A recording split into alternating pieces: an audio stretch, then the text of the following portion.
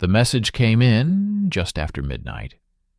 I remember the exact moment because I was sitting at the small round table near the window, the one Megan always said we should replace. My coffee had gone cold. The city outside was quiet, in that artificial way it only gets after midnight, when the streetlights hum and even the traffic seems tired. My phone buzzed. Megan, just grabbing coffee with a friend. Don't wait up. I stared at the screen longer than I should have. My stomach tightened, like I'd missed a step on a staircase that wasn't there. Coffee. Midnight. Friend. My brain began doing math I didn't consciously start. She never drank coffee after 7. She hated late nights unless it was work. And she always told me where she was going. Always. I typed a reply slowly, carefully.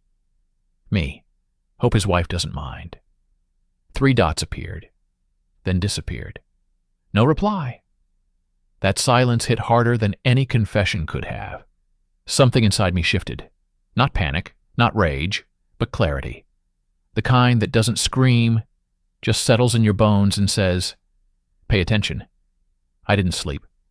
When morning came, the house felt wrong. Not quiet. Wrong? The heat was lower than usual. Megan's side of the bed was untouched, the sheets smooth, cold. No indentation. No warmth. She hadn't been there at all. I sat up slowly and listened. Nothing. No shower. No coffee grinder. No footsteps. Then I heard a phone vibrating. It wasn't mine. The sound came from the kitchen. I followed it barefoot, every step heavier than the last. Her phone was on the counter, face down, buzzing like it was nervous to be there. Megan never left without it. Ever. I flipped it over. A message lit the screen. Brent Holloway. Last night was reckless. We need to be careful now. The name punched the air out of my chest. Brent Holloway. Business trainer. Motivational speaker.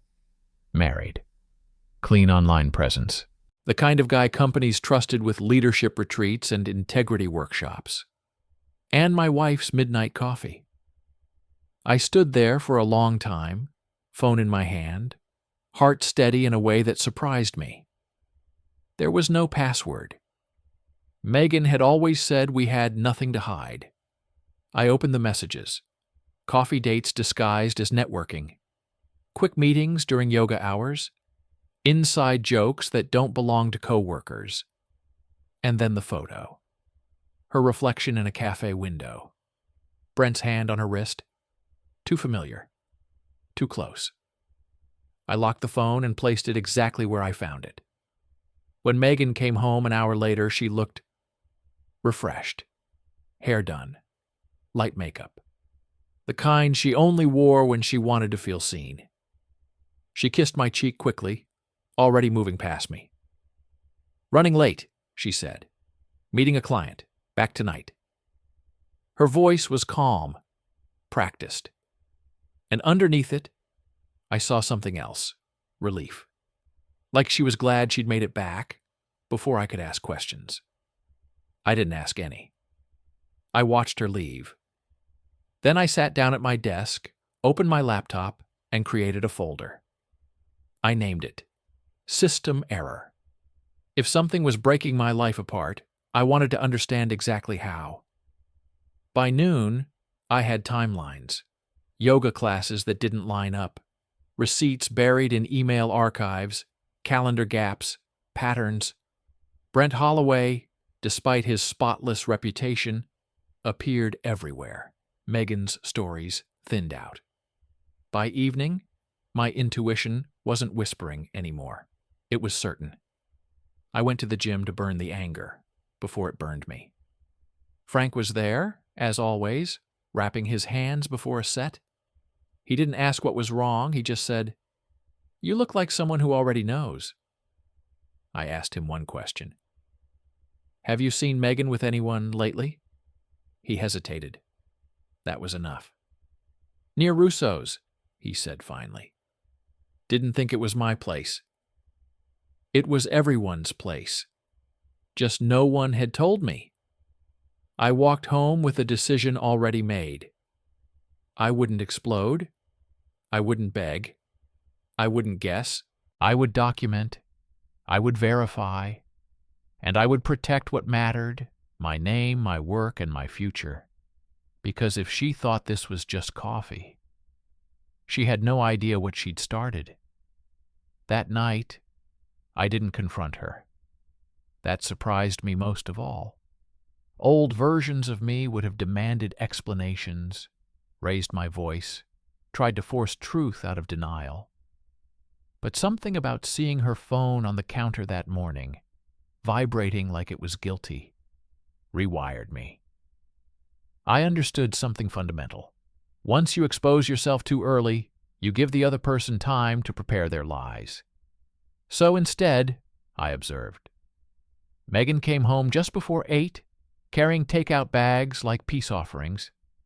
She smiled too brightly, talked too much, told me about traffic, about a client who wouldn't stop rambling, about how exhausted she was. I nodded. I listened. I memorized. When she went to shower, I opened my laptop again. I started small. Message timestamps, calendar entries. Location data from shared apps she forgot were still active. Patterns began stacking on top of each other with unsettling precision. Her yoga classes coincided perfectly with Brent's out-of-office windows. Coffee receipts appeared on days she claimed she'd skipped meals. Hotel Wi-Fi pings matched nights. She said she stayed late at work. This wasn't spontaneous. It was scheduled. I copied everything into system error, labeling folders like a surgeon preparing instruments, dates, screenshots, PDFs, metadata. I wasn't collecting drama. I was collecting leverage. Brent Holloway, I learned, was exactly who he pretended to be online. That was the problem. His digital footprint was immaculate. No scandals, no leaks, no enemies. Married, 2 kids, keynote speeches about ethics and leadership. Men like that don't stumble into affairs. They plan them. Megan's behavior changed subtly over the next few days. Not dramatically. That would have been easier. Instead, she grew confident, less cautious. She stopped checking if I was watching when she smiled at her phone. She stopped hiding her screen. That kind of boldness only comes when someone thinks they're untouchable, or when they believe the truth is already buried. I tested her once. I sent a simple message in the middle of the afternoon. Hope yoga went well. 3 minutes passed, then 5. Then my phone rang. Hey, she said too quickly. Just finishing up? Why? I smiled at the wall. No reason. That night, I noticed a new scent when she kissed me. Subtle. Not perfume. Cologne. Something crisp. Expensive. Not mine. I didn't react. I documented. Frank called me the next day, asked if I wanted to spar. I said yes. Not because I needed to hit something. Because I needed witnesses, places, timestamps, alibis. Between rounds, he said quietly, "You're handling this differently than most." How do most handle it? They either break down or burn everything. I wrapped my hands tighter. I'm building a case. That earned a nod. By the end of the week, I had enough to destroy trust, but not enough to protect myself. That's when I understood the real danger wasn't my heart. It was my work. My income depended on reputation, on reliability, on trust. And if Megan was careless enough to blur personal and professional boundaries, then Brent might already know more about my business than I'd ever intended.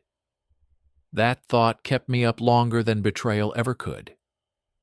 So I escalated, carefully. I selected a specific thread of messages between Megan and Brent. Neutral ones, safe ones. I forwarded them to 2 of her close friends, under the pretense of clarifying something work-related. Then I added Karen, Brent's wife. Not accusations, not insults, just timestamps. Language, patterns. Truth doesn't need decoration. My phone started ringing within minutes. Ignored. Then texts. Ignored. Then voicemails. I listened to none of them. When Megan burst into the kitchen that evening, she was shaking. Not crying. Shaking. Rage layered over fear. "What did you do?" she demanded. I stayed seated. I chose transparency. "You're trying to ruin my life." "No," I said calmly. "I'm refusing to lie for you." She laughed, sharp, brittle, called it a misunderstanding, a collaboration, a harmless connection that got emotional because she felt invisible at home. That word again. Invisible. I gave her a choice. "Tell the truth," I said, "or keep lying and let this go where it goes." She didn't hesitate. She lied. And in that moment, something in me clicked shut. The next message I received wasn't from her. It was a threat. Unknown number. Short. Specific. I took screenshots. Saved voicemails. Created backups. Redundancy isn't paranoia when you're being tested. The following morning, a client emailed me in a panic. Their system had crashed after opening a file sent from my address. A file I hadn't sent. I opened my sent folder. There it was. My name. My signature. My tone. But not my hand. I felt fear then. Real fear. Cold and professional. This wasn't about marriage anymore. This was sabotage. And someone wanted me framed. I called Ethan. He didn't reassure me. He demanded proof. That was good. That meant he was taking it seriously. Metadata doesn't lie. And when he read the timestamps aloud, 3 a.m., Starbucks Wi-Fi, Maine, I knew exactly how deep this went. Someone had access. And someone had help. I closed my laptop slowly. Because now it wasn't just about coffee, it was about survival. Once you realize someone is willing to destroy your livelihood, not just your marriage, your priorities reorganize themselves instantly. Love drops to the bottom of the list. Survival climbs to the top. Ethan worked through the night. I didn't rush him. Rushing makes mistakes. And mistakes were exactly what whoever framed me was counting on. Instead, I brewed coffee, stared at the backyard, and replayed every interaction of the past month like security footage in my head. At 6:12 a.m., my phone buzzed. "It wasn't you," Ethan said immediately. The email client was spoofed. The attachment was uploaded from a device that never touched your network. Meaning someone had credentials, or access, or both. I didn't need to ask who. Megan woke up an hour later, moving through the house quietly, like a guest who overstayed her welcome. She didn't look at me. I didn't stop her. Silence was doing more damage than shouting ever could. I pulled system logs from every machine I owned. Login histories. File access records. Sync activity. Cloud mirrors. Most people never look at these things. They trust interfaces. I trust trails. And trails don't care about feelings. By noon, a pattern emerged. Access requests routed through shared links. Calendar invites I hadn't sent. Permissions granted at times when I was asleep, or deliberately out of the house. Someone had mapped my routines. Someone who knew when I wasn't looking.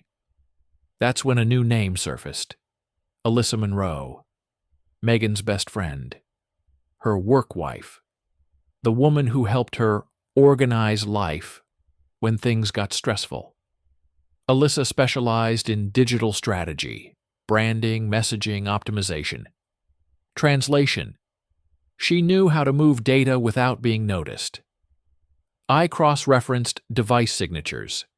One didn't match Megan's phone, it matched Alyssa's tablet. The realization didn't hit like anger. It hit like clarity. Clean, surgical. This wasn't an affair that got out of hand. It was a funnel. Brent asked questions. Megan answered casually. Alyssa structured the flow, and my business leaked out piece by piece under the guise of trust. That night, Megan texted me, "We need to talk. Somewhere neutral." She suggested Riverside Trail, early morning, before sunrise. I agreed. Driving there, I turned the radio off. Not for drama, for focus. The dark has a way of sharpening thoughts. The road felt longer than usual, like it was giving me time to prepare for a version of her I hadn't met yet. She was already sitting on the bench when I arrived. Hoodie pulled tight, hands trembling. Not theatrical this time. Fear has a different posture. "I'm scared," she said immediately. "Of me?" I asked. She shook her head. "Of him." That changed everything. She told me how it started. Questions disguised as curiosity, compliments disguised as mentorship. Brent made her feel interesting again, capable, seen. And then he asked about my projects, my clients, my timelines. She didn't think. That's what betrayal often is. Not malice, but carelessness, with things that aren't yours to give away. When she realized what she'd shared, it was too late. Brent had leverage, emails, attachments, collaborations that crossed lines she didn't know existed until they were already behind her. He said if the deal went through, none of it would matter, she whispered. And if it didn't, she didn't finish the sentence. I already knew. Alyssa taught her how to move files discreetly, how to rename attachments, how to hide transfers inside calendar syncs. It wasn't about helping Megan. It was about monetizing access. I listened without interrupting. Then I told her the truth. They already tried to pin a system crash on me. Her face went pale. I gave her terms. Not as a husband, as a man protecting his name, full disclosure, no omissions. You follow instructions exactly. No improvisation, no emotion. We end the marriage quietly, but we shut this down properly. She agreed. People always agree when the alternative is prison or ruin. The next step was bait.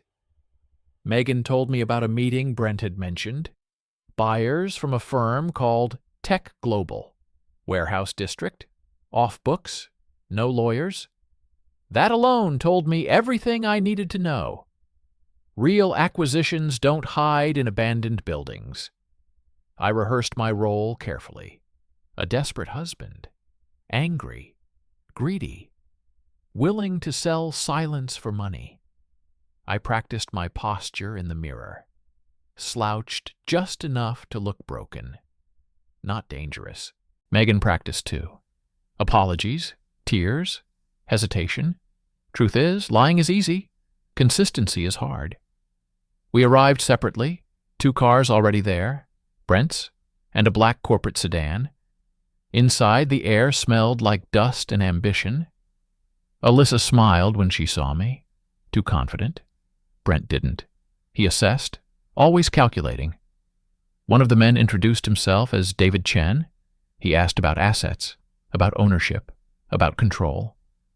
Alyssa opened her laptop, and there it was. My work. Folders, schematics, source code, client projections. Years of effort displayed like merchandise. I didn't explode. I didn't shout. I showed them logs, access records, device fingerprints, authentication trails. I explained calmly how data leaves marks, no matter how clever you think you are. Then I tapped my pocket. "I'm recording," I said, "and so is someone else." Silence landed heavy. That's when the door opened. Ethan, officers, a detective with tired eyes and a recorder already running. Brent tried to move. He didn't get far. Alyssa started crying. Megan didn't. She just stared at the floor. Later, After statements and signatures and doors closing behind people who would not be coming home soon, I stood alone in the parking lot. The war was over. The marriage was already dead. But my name, my work, my future were still intact. And that was the victory. After the police cars disappeared and the warehouse lights went dark, the silence felt unfamiliar. Not empty, finished. Like the last line of code compiling without errors. I drove home alone. The house greeted me the same way it always had. Quiet hum of electricity. Router lights blinking steadily, cameras doing their job. For the first time in weeks, I trusted what I saw on the monitors. No hidden movements, no lies between frames. Megan didn't come home that night. She texted once, "I'm staying with Alyssa's sister." I didn't reply. There was nothing left to negotiate. The next morning, I sent 3 emails, one to my lawyer, attaching everything, one to my biggest client, explaining the attempted breach before rumors could do the talking, and one to myself, a calendar block titled Rebuild. Then I showered, shaved, and went back to work. People think revenge looks like shouting or humiliation. It doesn't. Real closure looks like showing up on time while the other side is explaining themselves to a judge. The fallout came fast. Brent's name vanished from professional platforms within days. His clean digital footprint turned out to be carefully curated smoke. When the real logs surfaced, clients walked. Investors vanished. Silence followed. Alyssa's career didn't implode publicly. It folded inward. Quiet terminations. Sudden, personal sabbaticals. Her greatest skill had always been invisibility. Now it worked against her. Megan called a week later. I let it go to voicemail. She apologized. Not dramatically. Not convincingly either. She said she'd been lost. Said she didn't mean for things to go so far. Said she missed who we used to be. I listened once. Then I deleted it. Missing something doesn't give you the right to dismantle it. The divorce was efficient. No theatrics, no false accusations. The evidence made everything else irrelevant. We divided what was fair, not what she wanted, not what I could have taken. What was fair. She moved out quietly. I stayed. For a while I lived smaller. Fewer rooms. Less noise. I slept better than I had in years. Trust, it turns out, is heavy.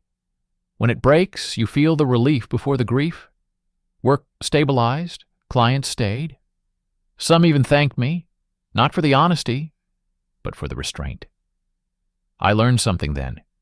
Reputation isn't built on being perfect. It's built on how you handle breach.